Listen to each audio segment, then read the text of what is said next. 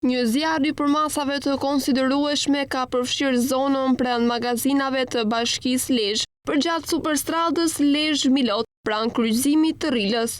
Flakët të mëdha kanë rënë mbi një hapësirë ku prej kohësh depozitohen inerte dhe mbeturina të ndryshme ndërtimi, duke krijuar situatë shqetësuese për banorët dhe kalimtarët e zonës. Forcat zjarrfikse kanë arritur menjëherë në vendngjarje dhe janë angazhuar me intensitet maksimal për izolimin dhe shuarjen e flakëve. Megjithatë, të lungat e tymit të dendur kanë mbuluar një pjesë të madhe të zonës së banuar përreth dhe janë përhapur mbi aksin kryesor rrugor, duke shkaktuar vështirësi në qarkullimin e automjeteve dhe shqetësime për shëndetin e banorëve.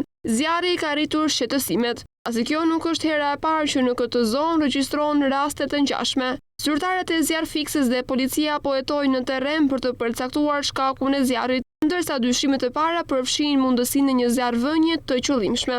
Hetimet do të përqendrohen në identifikimin e personave përgjegjës, nëse do të konfirmohet kjo pistë. Banorët e zonës shprehen shqetësim të madh duke kërkuar nga institucionet përgjegjëse masa më të forta për menaxhimin e depozitave të mbetjeve dhe mbrojtje nga zjarret që po përsëriten shpeshherë në këtë zonë. Ata theksojnë se përveç dëmeve materiale, këto zjarre rrezikojnë jetën e njerëzve dhe shkaktojnë ndotje serioze të ajrit.